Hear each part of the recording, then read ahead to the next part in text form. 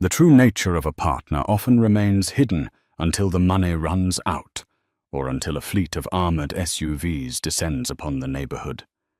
David believed he was simply cutting off dead weight when he dragged his 8-month pregnant wife, Coraline, out into the freezing November rain. He was convinced he had won, dismissing her as a nobody. But he was about to learn a brutal lesson. Some secrets are kept not out of shame, but for protection. When the black motorcade rolled up to his driveway, the shocked gasps of his neighbors were merely the prelude to his nightmare. The sound of a suitcase tumbling down the stairs was loud enough to rattle the framed wedding photos in the hallway photos that now seemed like they belonged to a different lifetime. Coraline clutched her swollen belly with one hand and gripped the banister with the other, her knuckles white. At 8 months pregnant, her center of gravity was off, and the sheer violence of her husband, David, throwing her belongings around, made the floor feel like it was tilting beneath her feet. "David, please, just listen to me." Coraline's voice cracked, desperate and thin. "It's freezing outside. Where am I supposed to go?" David stood at the bottom of the stairs, his face twisted into a sneer that made him look like a stranger.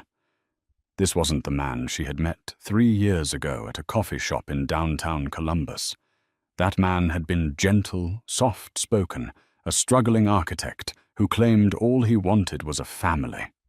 This man, standing in the foyer of the house she had helped renovate with her own savings, looked at her with pure, unadulterated contempt. "I don't care where you go, Coraline. You just can't stay here." David spat, kicking the suitcase toward the front door. "I'm done. We're done." Sitting on the floral armchair in the living room, sipping a cup of Earl Grey tea, as if she were watching a mild weather report, was Linda David's mother. She didn't look up. She just blew softly on the steam rising from her mug. "David, stop it," Coraline pleaded, taking a heavy step down. "This is about the paternity test, isn't it? I told you Linda is lying." "Why would I cheat on you? I haven't left this house in months, except for doctor appointments." Linda finally looked up, her eyes cold and hard like flint. "Don't you dare raise your voice at me, you leech. I saw the messages on your phone. I saw the bank transfers. You've been siphoning my son's money to some mystery account for months, probably saving up to run away with your real baby daddy." "That money was for the nursery," Coraline screamed, tears finally spilling over. "I moved it to a savings account so you wouldn't gamble it away at the casino again. Linda." The slap echoed through the house before Coraline even registered the pain. David had crossed the distance between them in a second. He stood over her, breathing heavily, his hand still raised. Coraline recoiled, her hand flying to her stinging cheek. The shock was worse than the pain. In 3 years, he had never laid a hand on her. "Don't you speak about my mother that way." David hissed, his voice trembling with a dangerous mix of rage and righteousness. "She's the only one looking out for me. She told me who you really are. You're a gold digger, Coraline, a fraud, and that bastard in your belly isn't mine." "It is yours," Coraline sobbed, backing away until she hit the wall. "Look at me. I gave up everything for you. I cut off my friends. I moved to this God-forsaken suburb. I have nothing left but you." "Exactly," Linda chimed in from the living room, setting her tea down with a delicate clink. "You have nothing. You brought nothing to this marriage but debt and lies. And now that David is finally up for that partnership at the firm, we don't need a scandal. We don't need a loose woman and another man's brat dragging him down." David grabbed Coraline by the arm. His grip was bruising. "Get out." "David, no. It's 30 degrees out there. I don't have a car. You sold it." "Walk," he said coldly. He dragged her towards the door. Coraline tried to dig her heels into the hardwood, but the weight of the pregnancy made her weak. She stumbled, her knees hitting the floor, but he didn't stop. He hauled her up and shoved her through the open front door. The November wind hit her like a physical blow. It was a wet, biting cold that cut right through her thin maternity sweater. She stumbled down the porch steps, barely catching herself on the railing before hitting the concrete walkway. Her suitcase, poorly zipped, came flying out behind her, landing in a puddle. Clothes spilled out into the mud. A tiny yellow knitted onesie she had made last week landed face down in the dirt. "David!" she screamed one last time, turning back to the house. The warmth of the hallway light spilled out, looking like heaven compared to the grey evening settling around her. David stood in the doorway, silhouetted by the light. Behind him, Linda appeared, a smug smile plastered on her face as she crossed her arms. "Don't come back," David said. "I'll send the divorce papers to whatever shelter you end up in." "You're making a mistake," Coraline cried, the freezing rain beginning to mix with her tears. "You don't know what you're doing. You don't know who—" Slam, the heavy oak door, the one she had sanded and stained herself last summer, slammed shut. The deadbolt clicked into place with a sound of finality that echoed in her bones. Coraline stood there for a moment, shivering violently, the rain instantly soaking her hair. She looked at the closed door, then down at the muddy onesie. She bent down, groaning with the effort, and picked it up. She shook off the mud, clutching it to her chest. Across the street, curtains twitched. Mrs. Higgins, the elderly widow who spent her days monitoring the neighborhood for HOA violations, was watching. Coraline saw the silhouette in the window. Usually she would have been embarrassed, but now all she felt was a deep, hollow terror. She had no phone. David had taken it to preserve evidence. She had no wallet. It was in her purse on the kitchen counter. She had no car. She was 8 months pregnant alone, and the temperature was dropping. As she dragged her wet suitcase toward the sidewalk, her legs trembling, she whispered to the darkness, "You promised you wouldn't make me do this, Dad. But I have no choice." The suburb of Oak Creek, Ohio, was the kind of place where people prided themselves on privacy, which was just a polite word for apathy. As Coraline dragged her broken suitcase down the sidewalk, the wheels clattering loudly against the pavement cracks, she could feel the eyes on her. It wasn't just Mrs. Higgins. As she passed the Miller residence, she saw the blue flicker of a television turn off and a face press against the glass. People were watching. They had heard the screaming. They had seen David shove a pregnant woman out into the rain, and nobody opened a door. Coraline's teeth began to chatter uncontrollably. Her hands were numb. The adrenaline from the argument was fading, replaced by the terrifying reality of hypothermia and the sharp, rhythmic cramping in her lower back. "Braxton Hicks," she prayed. "Please be Braxton Hicks. Not now. Not yet." She made it to the end of the block, sheltering under the awning of a closed bus stop. She sat on the metal bench, curling into herself to protect her stomach. Inside the house she had just left, the atmosphere was jubilant. David walked into the kitchen and grabbed a beer from the fridge. His hands were shaking slightly, but he told himself it was just the adrenaline of finally standing up for himself. "You did the right thing, honey," Linda cooed, walking in behind him and patting his back. "She was a cancer. You cut it out before it could kill you." David took a long swig. "I know. It felt extreme, Mom. It's freezing out there." "She's a survivor, David. Rats always find a hole to crawl into," Linda said, dismissively opening the pantry to look for snacks. "Besides, think about Jennifer. She's been asking about you. Now you're free to pursue a woman of your own status. Someone with class. Someone whose father is actually a partner at a law firm, not some mystery man Coraline refused to talk about. Yeah, David muttered. Why was she always so secretive about her family? She said they were dead to her. Probably because they're criminals, Linda scoffed. Or trailer trash she was ashamed of. Either way, you dodged a bullet. Now sit down. I made meatloaf. David sat, but his eyes kept drifting to the window. The rain was coming down harder now, turning into sleet. Back at the bus stop, Coraline was losing the battle against the cold. Her vision was getting blurry. She knew she needed help, but who could she call? She had no money for a payphone, even if she could find one. She closed her eyes, and her mind drifted back 3 years.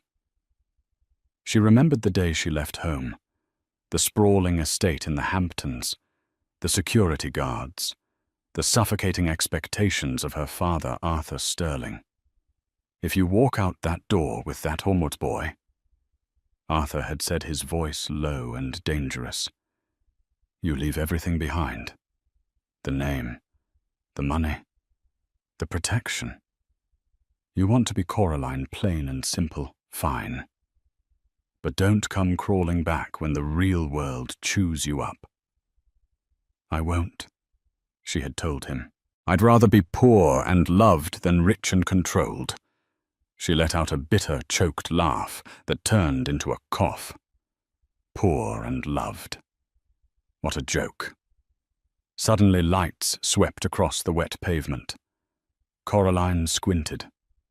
A car was coming down the street. It wasn't a normal car. It was moving slowly, prowling. It was a black SUV, Chevy Suburban. Tinted windows so dark they looked like oil slicks. Then another one. Then a third. The convoy moved with a menacing grace, the engines purring with a low, heavy rumble that vibrated in Coraline's chest. They weren't police cars. There were no sirens. This was private money. Serious money. Coraline's heart stopped. She shrank back into the shadows of the bus stop, pulling her wet cardigan over her face. Did he find me? The cars didn't stop at the bus stop. They continued up the street, heading toward the cul-de-sac, toward David's house. Coraline watched, frozen, as the 3 massive vehicles pulled up to the curb, right in front of the house she had just been kicked out of. They blocked the driveway completely. The street, usually silent at 8 o'clock p.m., suddenly came alive. Porch lights flickered on. Mrs. Higgins actually stepped out onto her porch, forgetting her coat. The doors of the lead SUV opened. 2 men stepped out. They were giants wearing immaculate black suits despite the rain. They had earpieces. One of them held a large black umbrella. Then the rear door of the middle car opened. A man stepped out. He was older, perhaps in his 60s, but built like a fortress. He wore a charcoal wool trench coat that probably cost more than David's car. He had silver hair slicked back and a face carved from granite. He didn't look like a man who visited suburbs in Ohio. He looked like a man who owned continents. He stood on the sidewalk, ignoring the rain falling on his expensive shoulders, and looked up at David's house. He didn't look angry. He looked like a natural disaster waiting to happen. Coraline gasped, her hand flying to her mouth. It was him. Back inside the house, David and Linda were eating meatloaf when the room suddenly lit up with the headlights from outside. "Who on earth is that?" Linda snapped, dropping her fork. "Is she back? Did she call the police?" David stood up, wiping his mouth. "If she brought the cops, I'll tell them she trespassed. I own this house." He marched to the front door and ripped it open, ready to scream at Coraline again. Instead, the words died in his throat. He stared at the wall of black steel parked in front of his house. He stared at the 2 security guards who looked like they could snap his neck with a glance. and he stared at the older man in the trench coat, who was currently lighting a cigar, shielding the flame from the rain with a gold lighter. The older man took a slow drag, exhaled a plume of blue smoke into the winter air, and locked eyes with David. "You must be David," the man said. His voice was smooth, deep, and terrifyingly calm. "I believe you have something of mine." David stammered, his bravado evaporating instantly. Who are you? You can't park here. This is private property." Linda appeared behind David, squinting. "Who is this David? Tell them to leave." The man in the trench coat smiled. It didn't reach his eyes. "My name," he said, taking a step onto the walkway, "is Arthur Sterling. I'm Coraline's father, and I'm going to give you exactly 10 seconds to tell me where my daughter is before I have my associates dismantle this house brick by brick." David's jaw dropped. Linda went pale. Coraline's father. The deadbeat. The criminal. Arthur Sterling took another step. 1. She's not here," David squeaked. 2. She left." Arthur stopped. The air around him seemed to drop 10 degrees. "She left, or you threw her out." He looked down at the muddy footprint on the welcome mat, a footprint that clearly belonged to a woman's shoe, sliding as if she were pushed. He looked at the suitcase abandoned in the puddle near the road. Arthur's face darkened. He turned to the massive guard with the umbrella. "Find her," Arthur commanded. "Tear this town apart until you find her, and keep the engine running. I need to have a word with my son-in-law." As the guards scattered, moving with military precision, David realized with a sinking feeling in his gut, the gasps from the neighbors weren't because of the cars. They were gasps of anticipation. He had just started a war he couldn't afford. David retreated into his hallway, the heels of his shoes clicking nervously against the laminate flooring. He felt small. The man standing in his doorway, Arthur Sterling, seemed to suck all the oxygen out of the room. Arthur stepped inside without an caution. He didn't wipe his feet. He tracked mud and rainwater onto the beige carpet Linda had insisted they buy last month. "You can't just barge in here," Linda shrieked, rallying her courage. She marched up to Arthur, pointing a manicured finger at his chest. "I don't care who you think you are. You're trespassing. Trespassing. I'm calling the police right now." Arthur didn't even blink. He looked down at Linda's finger, as if a fly had landed on his lapel. "Go ahead, madam," Arthur said, his voice a low rumble. "Call Chief Miller. Ask him how the Sterling Foundation's donation to the precinct's new tactical unit is coming along. I'm sure he'd love to explain to you why his officers won't be arresting me tonight." Linda's hand wavered. She lowered it slowly. David, trying to salvage some shred of masculinity, stepped forward. "Look, Mr. Sterling, if that's really who you are, Coraline lied to us. She lied about everything. She said she was poor. She said she had no family." "She didn't lie," Arthur said, walking past them into the living room. He looked around with open disdain, his eyes lingering on the mass-produced art from a discount store hanging above the fireplace. "She omitted. There is a difference." "Why?" David asked, his voice cracking. "If she comes from this," he gestured to the motorcade outside, "why live like this? Why let me pay for everything?" Arthur turned slowly. A cruel, amused smile played on his lips. "Let you pay for everything? Is that what you think happened?" He reached into his inside pocket. David flinched, expecting a weapon. Instead, Arthur pulled out a folded piece of paper, a bank statement. He tossed it onto the coffee table.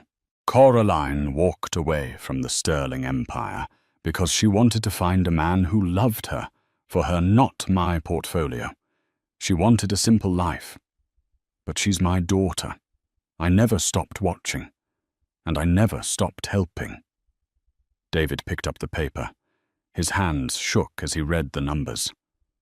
"The mystery account," Arthur said, his voice dripping with ice. "The one you and this harpy accused her of funneling money into. Look at the transaction history, David." David's eyes widened. "Deposits," he whispered. "These are all deposits."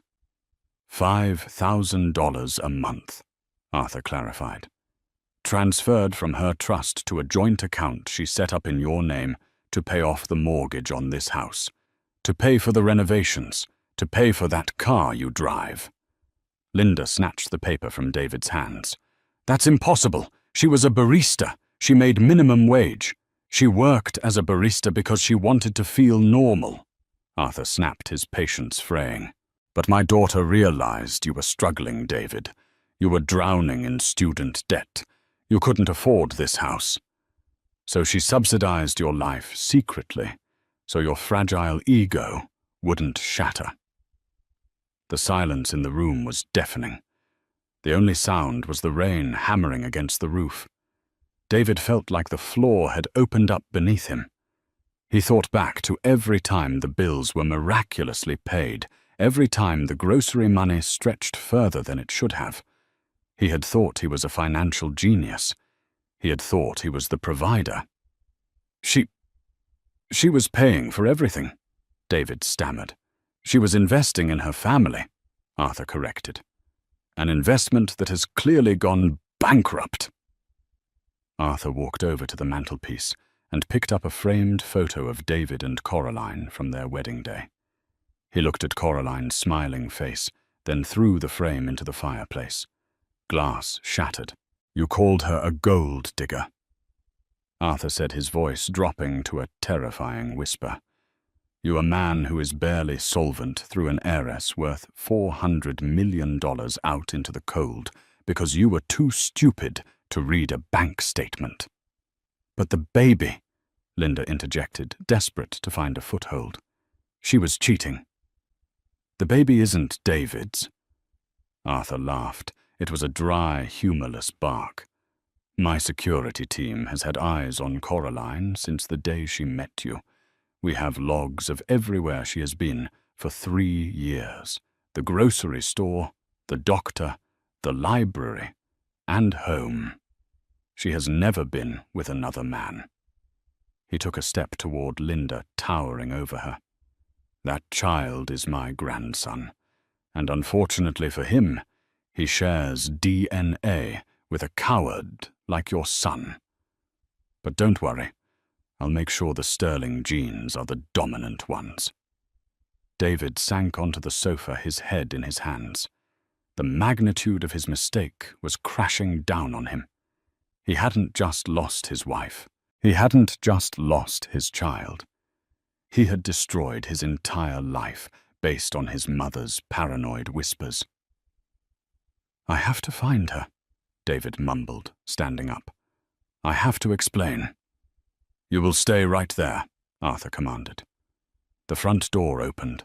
One of the massive security guards walked in, rainwater dripping from his nose. He looked grim. "Mr. Sterling," the guard said, pressing a hand to his earpiece. "We checked the perimeter.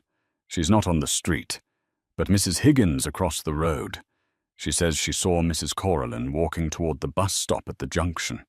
She said Mrs. Coraline looked unstable." Arthur's face went pale. The arrogance vanished, replaced by the raw fear of a father. "The bus stop is a half-mile away," Arthur said. "It's freezing." "Sir," the guard hesitated. "The drone heat signature just picked up a stationary object near the bench. Body temperature is dropping." Arthur didn't say another word to David. He spun on his heel, his trench coat flaring out behind him, and sprinted out the door into the rain. David watched him go, then looked at his mother. Linda was still clutching the bank statement, her mouth opening and closing like a fish. She really was rich, Linda whispered, a look of pure greed flashing in her eyes before the reality set in. David, we have to fix this. If she takes you back— Shut up, David said. It was the first time he had ever spoken to his mother that way. Just shut up. He ran to the door, but a remaining security guard blocked the exit with an arm like a steel bar. Mr. Sterling said to stay put, the guard said calmly. And if anything happens to his daughter, I strongly suggest you start praying. The rain had turned into a slushy sleet that coated the asphalt in a dangerous sheen. Arthur Sterling, a man who hadn't run in 20 years, was sprinting down the middle of the suburban street, his expensive Italian loafers splashing through puddles. The black SUVs roared to life, reversing and spinning around to follow him, their headlights cutting through the darkness. "Get the medical kit!" Arthur screamed into his lapel mic. "Get the trauma team on the line, now!" He reached the end of the cul-de-sac and turned onto the main avenue. The bus stop was ahead, a lonely metal structure under a flickering street lamp. At first he saw nothing. The bench looked empty. "No!" Arthur gasped, his chest heaving. "Coraline!" Then he saw it. A heap of wet fabric on the ground behind the bench, tucked into the corner where the wind was less severe. He reached her in seconds, sliding on his knees into the mud, ruining a $5,000 suit without a second thought. "Coraline, Coraline, baby, look at me." She was curled into a fetal position, clutching her stomach. Her skin was alabaster white, her lips a terrifying shade of blue. Her hair was plastered to her skull. She was shivering so violently that her teeth were clicking together with a sound that rattled Arthur's soul. She opened her eyes. They were unfocused, glassy. "Dad," she whispered, her voice barely audible over the wind. "Am I dreaming?" "No, sweetheart. I'm here. I've got you." Arthur choked out tears mixing with the rain on his face. He frantically pulled off his heavy wool trench coat and wrapped it around her, tucking it under her trembling body. "It hurts," she groaned, clutching her belly. "The baby. Something's wrong. It stopped moving." Arthur's heart hammered against his ribs. He looked up as the SUVs screeched to a halt. The back doors flew open, and 2 men jumped out. Not guards this time, but a private medical team Arthur traveled with everywhere. "Stretcher!" "Now she's hypothermic and in distress," Arthur bellowed. "David," Coraline mumbled, her eyes rolling back. He threw the onesie in the mud." "Forget him," Arthur soothed, brushing the wet hair from her forehead. "He doesn't exist anymore. You're safe, I promise." The medics swarmed them. They placed a neck brace on her, checked her vitals, and lifted her onto the gurney with practiced efficiency. "BP is plummeting, sir," one of the medics shouted over the wind. "She's going into shock. We need to get her to St. Jude's immediately. The onboard crying unit isn't enough for a high-risk delivery." "Go," Arthur shouted, climbing into the back of the ambulance SUV hybrid next to his daughter. "Drive like hell." As the convoy peeled away, tires screeching, a lone figure stood at the end of the block. David had managed to slip out the back door while the guard was distracted by the radio chatter. He had run through the neighbors' yards, hopping fences, desperate to see what was happening. He stood in the shadows of a weeping willow tree, soaking wet, watching the red taillights of the motorcade fade into the distance. He saw the frantic movements. He saw the fear. He looked down at his phone. He had dialed 911, but his thumb hovered over the call button. What could he say? My billionaire father-in-law just kidnapped my wife, who I kicked out. A text message popped up on his screen. It was from the bank. Alert. Joint account ending in 4590 has been frozen. Balance $0. Please contact your branch. David stared at the screen. The money was gone. Coraline was gone. He turned to walk back to his house, but stopped. Mrs. Higgins was standing on the sidewalk, holding her little terrier. She was staring at David. The look on her face wasn't the usual nosy curiosity. It was pure disgust. You should be ashamed of yourself, David. The old woman spat her voice surprisingly strong. I saw what you did. I saw you push her, and I told the nice man in the suit everything. Mrs. Higgins, you don't understand. I understand perfectly, she interrupted. I understand that you're a small man who just made a very big enemy. If I were you, I'd lock my doors. David walked back to his house, the cold finally seeping into his bones. When he entered the foyer, Linda was there pacing. Well? She asked, her eyes darting around. Did she come back? Did you smooth it over? David looked at his mother, really looked at her for the first time in years. He saw the bitterness etched into the lines of her face. He saw the selfishness that had poisoned his marriage. She's gone, Mom, David said, his voice hollow. She's gone. The money is gone, and Arthur Sterling knows where we live. We can sue, Linda cried, grabbing his arm. Grandparents' rights, we can take them to court. David pulled his arm away. With what money you heard him. The account is frozen. We can't even afford a lawyer. Linda's face crumpled. But the nursery. The renovations. The bills are due next week. David walked past her up the stairs, past the empty spot where Coraline's suitcase had tumbled down. He went into the nursery. It was half finished. A crib stood in the corner, unassembled. He sat on the floor, surrounded by the wreckage of his life. Meanwhile, inside the speeding SUV, the situation was critical. Sir, fetal heart rate is decelerating, the medic said, his voice tight. We're 5 minutes out from the hospital. Arthur held Coraline's hand. It was limp. Stay with me, Coraline, he commanded, his voice breaking. You are a Sterling. We do not quit. Do you hear me? We do not quit. Coraline's eyes fluttered open for a second. She looked at her father, her gaze clearing for a brief moment of lucidity. If I don't make it, she whispered, squeezing his hand with surprising strength. Don't let him have the baby. Promise me. You are going to make it, Arthur insisted. Promise me, she wheezed. I promise, Arthur vowed. He will never touch this child. I swear it on my life. The SUV hit a pothole, jarring them. The monitor hooked up to Coraline let out a long, high-pitched whine.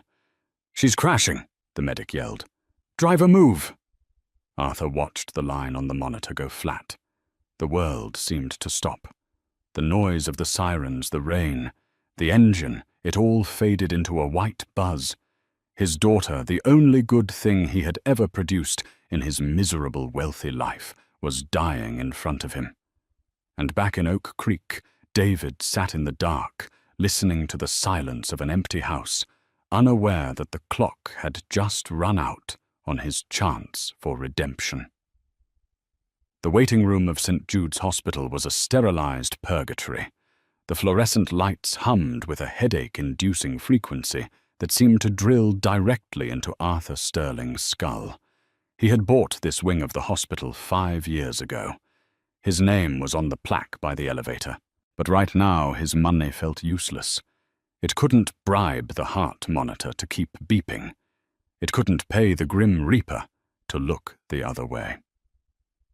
Arthur stood by the window staring out at the city skyline, his reflection ghostly against the dark glass. His hands were still stained with the mud from the bus stop. "Mr. Sterling!" Arthur turned sharply. A doctor in surgical scrubs stood there, looking exhausted.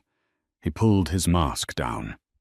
"Tell me," Arthur said, his voice steel. "The baby is stable," the doctor said, exhaling a long breath. It was close. The umbilical cord was compressed, and his heart rate dropped significantly. "We had to perform an emergency C-section. He's in the NICU on oxygen, but he's a fighter. He's going to make it." Arthur felt his knees buckle. He grabbed the back of a plastic chair to steady himself. "And Coraline?" The doctor's expression didn't lighten. "Coraline is critical. She suffered severe hypothermia and eclampsia. Her blood pressure spiked, causing a seizure on the table. We've induced a coma to let her brain rest.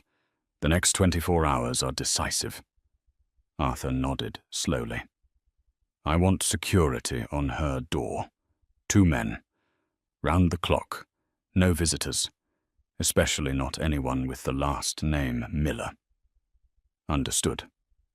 Arthur walked down the hallway to the NICU. He pressed his hand against the glass of the incubator. Inside, a tiny, fragile creature lay amidst a tangle of wires and tubes. His grandson. "Leo," Arthur whispered, naming him on the spot. "You're going to be a king, little one, and no one will ever hurt you again." He pulled out his phone. It was 3 a.m. He dialed a number that very few people possessed. "It's Blackwood," a crisp voice answered on the first ring. "Wake up the partners, James," Arthur said, his voice devoid of emotion. "I want you to look into David Miller. I want you to look into his mortgage, his employment, his credit cards, his car payments, his mother's gambling debts. Everything." "What's the objective, Arthur?" "Scorched earth," Arthur said. "I don't just want him ruined, I want him erased. By noon tomorrow, I want him to wish he had never been born." The sun rose over Oak Creek, unaware of the tragedy that had unfolded. David Miller woke up on the sofa, his neck stiff. The house was freezing. The heating had turned off during the night. He checked his phone. No messages from Coraline. No messages from the hospital. Just 3 missed calls from his boss. "Great," he muttered, rubbing his face. "Probably wants to know why I'm late." He showered quickly, ignoring the cold water, and put on his best suit.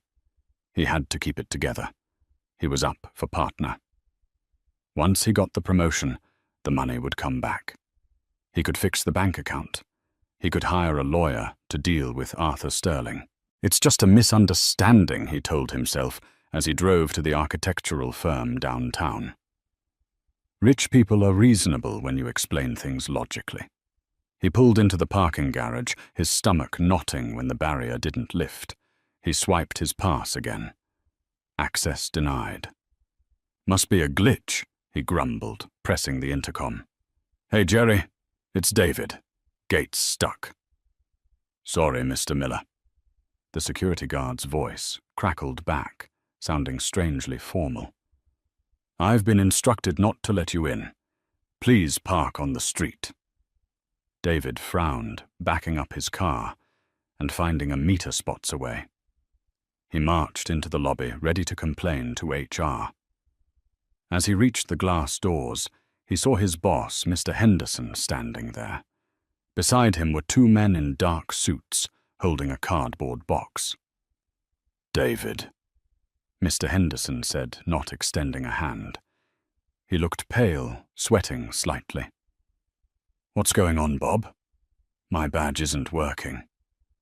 We've had a restructuring," Henderson stammered, looking at the men in suits. "As of 8 o'clock a.m. this morning, This firm has been acquired by Sterling Global Development. David felt the blood drain from his face. What? New ownership, one of the suits said, stepping forward and shoving the cardboard box into David's chest. And the new policy is strictly zero tolerance regarding employees with pending fraud investigations. Fraud, David shouted. I haven't committed fraud. The audit regarding your expense accounts and the misuse of company resources started an hour ago, the suit said smoothly. We found discrepancies. You're terminated, effective immediately. If you return to the premises, you will be arrested for trespassing. You can't do this, I'm a partner. You were a junior associate, the suit corrected. Now you're unemployed. David stood on the sidewalk, clutching the box containing a stapler and a coffee mug as the glass doors slid shut. Passers-by stared. His phone buzzed. An email notification. From Oak Creek National Bank. Subject notice of foreclosure. Dear Mr. Miller, per the terms of your mortgage agreement, the freezing of your primary assets and the subsequent default on your insurance payments has triggered an immediate recall of the loan principal. It was happening fast. Too fast. He dialed Linda. Mum? Mum, answer the phone. David. Her voice was shrill. David. There are men here. They're taking the car. What men? The repo guys. No. They said the car was purchased with stolen funds from the Coraline Sterling Trust. They're towing it. And, David, they put a padlock on the shed. I'm coming home, David yelled, sprinting to his car. But when he got to his parking spot, his car was gone. In its place was a bright yellow boot on the ground and a citation for unpaid parking tickets dating back 3 years. Tickets he swore he had paid. David stood in the middle of the city, the wind whipping his tie around his face. He had no job. He had no car. He was losing his house. And somewhere in a high-rise tower overlooking the city, Arthur Sterling was watching a live feed of the street corner, sipping a black coffee. Phase 1 complete, Arthur whispered. It took David 3 hours to get home via public transport. He had to walk the last mile because he didn't have enough cash for the transfer. When he finally turned onto his street, the scene was humiliating. A tow truck was just pulling away with Linda's Honda Civic, the one Coraline had paid off for her birthday last year. A for sale sign was already being hammered into his lawn by a crew of workmen. Hey, David screamed, running up the driveway. You can't sell my house. I have 30 days. That's the law. The foreman turned around. He looked bored. Not when the property was used as collateral for a defaulted business loan. You co-signed this morning, buddy. I didn't co-sign anything this morning. Read the fine print of your employment contract. The foreman shrugged. Clause 44B, cross-collateralization in the event of termination for cause. Sterling Development owns the deed now. You have until sunset to vacate. David stormed into the house. It was chaos. Linda was running around like a headless chicken throwing silverware into a duffel bag. Mom, stop. David grabbed her shoulders. We have to fight this. We need a lawyer. Linda spun around, her eyes wild. She slapped his hand away. Fight it. With what? David. You idiot. You promised me you had handled her. You said she was nobody. You told me to kick her out. David roared back. You said she was cheating. You said the baby wasn't mine. I was protecting my interests, Linda screeched. And look what you did. You angered a billionaire. I looked him up, David. Arthur Sterling eats people like us for breakfast. He owns the police. He owns the bank. She zipped up the bag. I'm leaving. David froze. What? My sister in Dayton. She said I can stay on her couch if I bring groceries. I'm taking the silverware. You're leaving me? David asked, his voice breaking. Mom, I have nowhere to go. I have no money. Linda looked at her son. For a moment, David expected a hug. He expected the mother who had coddled him, who had told him he was special his whole life, to comfort him. Instead, Linda sneered. It was the same sneer she had given Coraline. You're a grown man, David. Figure it out. And don't call me until you have money again. I can't deal with your drama. She lugged the heavy bag toward the door. Oh, and David. You were right. About what? Coraline.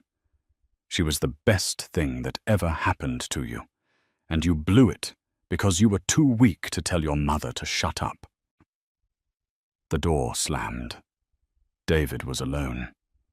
He walked into the living room. The TV was gone. Linda must have sold it or hidden it. The house echoed. He sat on the floor where Coraline used to do her prenatal yoga. He remembered how she would laugh when she lost her balance. He remembered how she used to make him coffee in the morning, even when she was sick. He remembered the look in her eyes last night. The terror. I killed her, he thought. Even if she's alive, I killed us. The doorbell rang. David didn't want to answer, but he thought maybe, just maybe, it was Coraline. Maybe she had come back to forgive him. He opened the door. It wasn't Coraline. It was a process server, a short, balding man with a clipboard. David Miller. Yes, David whispered.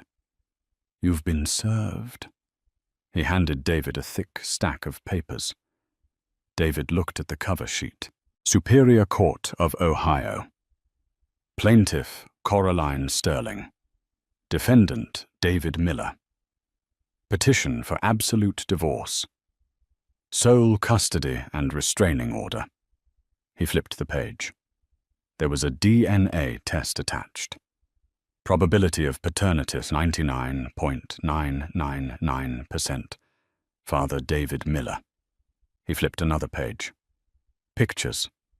Pictures of Linda at the casino. Pictures of David at a bar with his friends when he said he was working late. Pictures of Coraline, alone, pregnant, waiting for a bus. And a letter from Arthur Sterling. Handwritten. David, Coraline woke up an hour ago. She asked about the baby. She asked about me. She did not ask about you. Sign the papers. If you contest this, I will release the audit of your firm's accounts to the FBI. You won't just be homeless. You'll be in federal prison. You have 1 hour. A.S. David slid down the doorframe until he hit the floor. He wept. Not the angry tears of the night before, but the ugly, snot-nosed sobbing of a man who realizes he has absolutely nothing left to lose because he threw it all away. He took a pen from his pocket, the cheap Bic pen, not his expensive fountain pen, which was in the box on the lawn, and signed the papers. 18 months later. The relentless November rain of Columbus, Ohio, hadn't changed, but everything else had. The Grand Hotel stood like a beacon of gold in the center of the city, its massive crystal chandeliers casting a warm, inviting glow that spilled out onto the wet pavement. Valets in red vests sprinted back and forth, opening the doors of Bentleys, Rolls-Royces, and limousines, shielding the city's elite under oversized umbrellas as they hurried into the gala for new beginnings. Inside the ballroom, the atmosphere was thick with the scent of expensive perfume and fresh lilies. A string quartet played a soft, melancholic rendition of Vivaldi. Waiters circulated with flutes of champagne that cost more than a mortgage payment. At the center of it all, Standing on a raised podium was Coraline Sterling. She was unrecognizable from the woman who had been dragged out of a suburban house in sweatpants a year and a half ago. Tonight, she wore a floor-length emerald gown made of silk that shimmered like water under the lights. Her hair, once limp and wet with rain, was styled in elegant waves. But the biggest change wasn't the clothes or the hair, it was her eyes. They no longer held the frantic, desperate look of a woman trying to please a husband who didn't want her. They held the steel of a woman who had walked through fire and survived. In her arms, resting on her hip with the ease of a practiced mother, was a toddler. He was 18 months old, with a mop of curly dark hair and bright, inquisitive eyes that scanned the crowd. Leo. Coraline leaned into the microphone. The room, filled with politicians, CEOs, and philanthropists, fell instantly silent.